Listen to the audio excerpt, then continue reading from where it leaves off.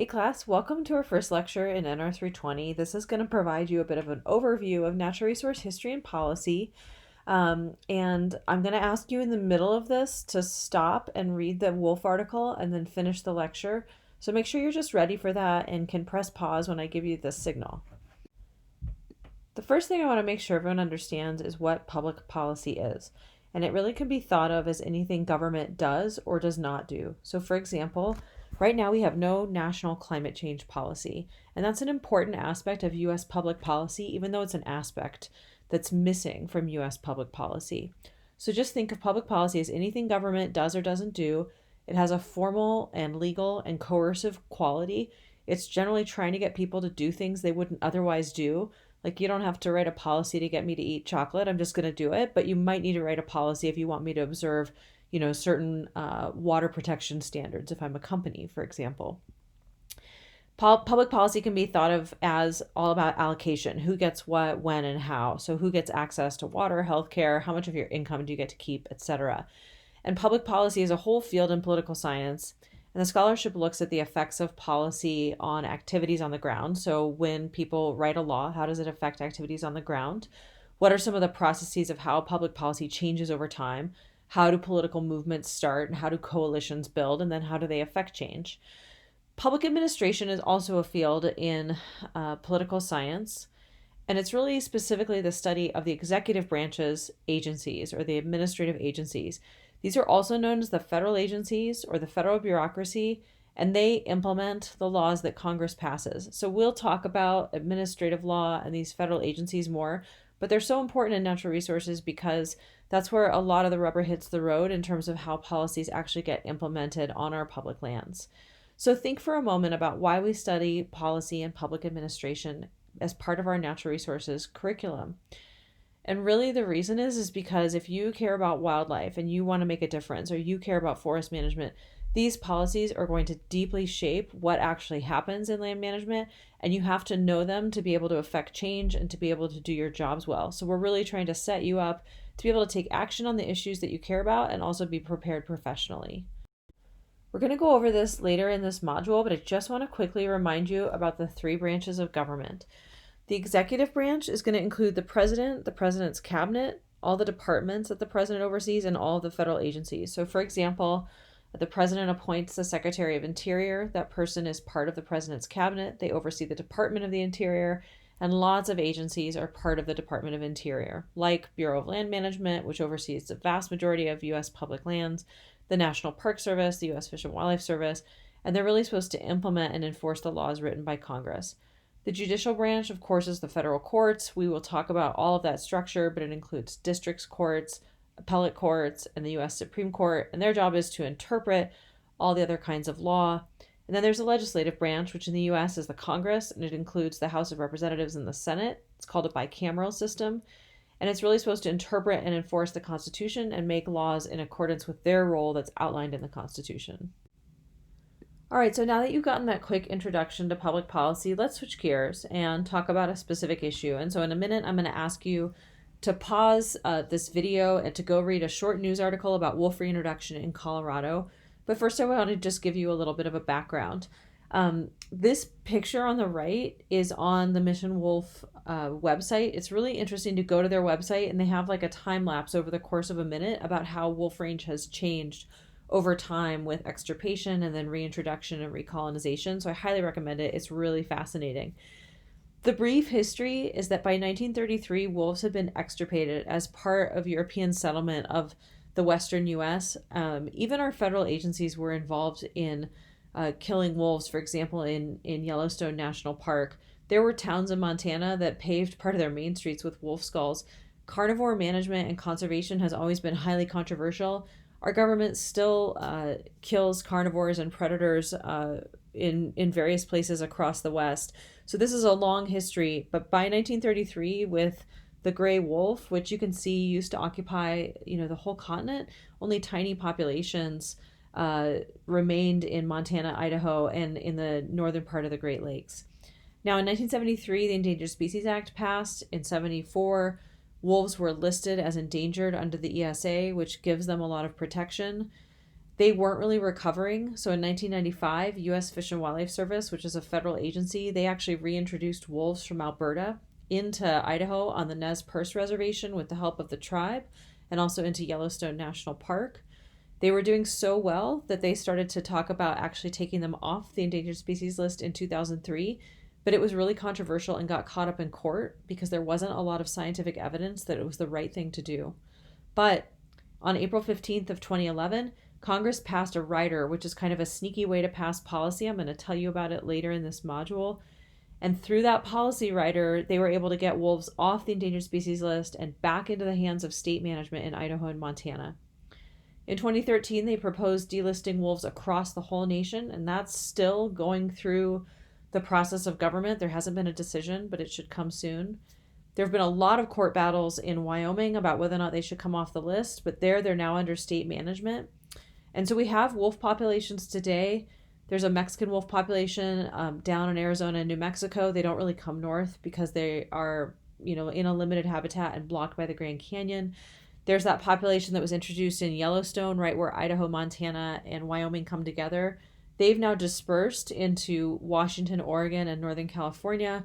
But we haven't had many wolves make it down to Colorado. And the ones that have really been, kind of lone wolves, or they've gotten killed.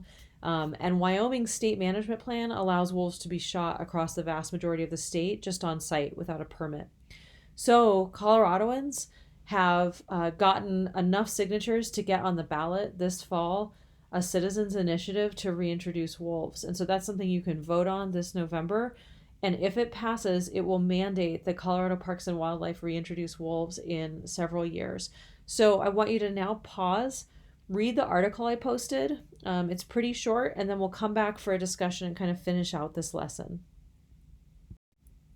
So now that you've read that article, I want you to think about for a minute how your values drive your preferences. And so if you really value wild places, or you really value, ranching communities, or you really value your state rights, those things are going to drive your preferences about natural resource issues. And so your values typically influence your personal priorities, your beliefs, and your attitudes on different topics. Some people, when they're thinking about what they think should happen in natural resources, like should we reintroduce wolves in Colorado, they'll rely on an ethic, which is like a moral principle that guides your sense of right and wrong.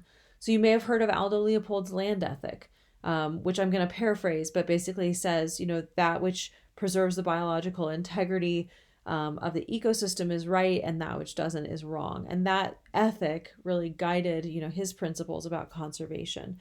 But there are other ethics, like a humanitarian ethic, or an ethic that, all things really need to serve like a collective human well-being. And so you want to think about, what do you think about wolf reintroduction in Colorado, and why do you think that? What is it that you focus on? Is it the economic well-being? Is it the rightness of an ecologically intact landscape? Do you have some moral belief about your obligations to other species? And then how far does that go? Do you feel like we should protect all species or just some? And I also want you to think, when you think about that article, do people really have different values, or do they just prioritize them differently? So when we think about a rancher in Western Colorado that might oppose wolf reintroduction, is that because they don't value wild places or wild nature, or is it because they just prioritize, their well-being first, or is it something totally different? Like they think that, the state or government just shouldn't be involved in managing wild ecosystems. So give this a little bit of thought. It's really kind of important for you to start thinking critically about why you hold different positions. We're going to finish this lecture by talking about framing. Framing is a really important political strategy, and it's all about how you tell a story and what facts you use and who are the villains and heroes that you use. And if you're a good political strategist, you can tell great stories with like narrative arcs and, heroines and so on and so forth.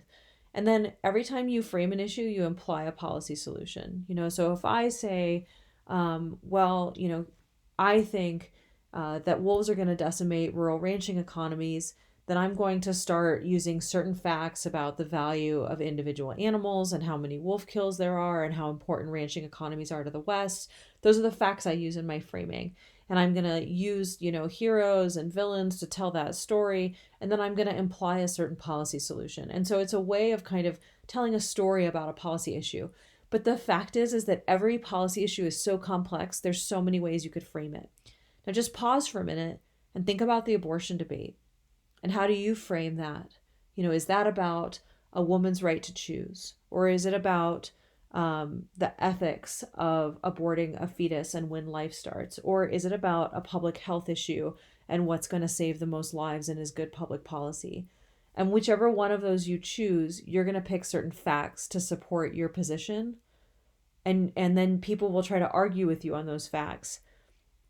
It's really interesting though, like if you make an argument about abortion that's related to lives saved when abortion's legal versus not, you're going to have a hard time talking to someone who's making a moral or religious argument about when life begins and the importance of a fetus. And so people who have very different framings actually can have a very hard time talking to each other. This is something to just get really savvy about in policy. Now look at your article and think, how does wolf management get framed? What are some different ways people tell that story? And if you skim back through it, you'll see people use different facts depending on what part of the story they're telling. I want you to watch for how people frame policy issues. And don't be fooled by the facts they tell you. Zoom out and think, well, is there another way to look at this issue? Are there other facts that maybe should be brought to bear? Remember, framing is based on your values. The story you tell and the argument you're making when you frame an issue is based on your values.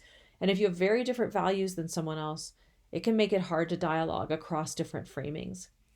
The whole point of this is that I want you through this class to get sleuthy. I want you to get really inquisitive and curious about the things that underlie natural resource conflict.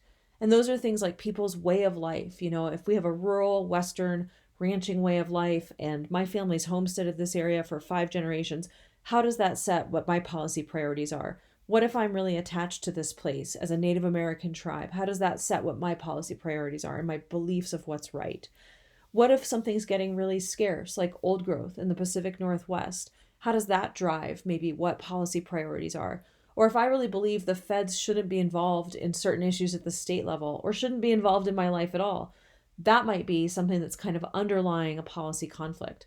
Or maybe like in the case of wolves, there's some scientific uncertainty about how wolves will affect the ecosystem, and that can lead to arguments. What I want you to do through this class is start thinking about how do you look for sort of deeper ways to analyze policy arguments and get a little bit more curious, and that will help you start thinking about different ways to look at problems and unique solutions.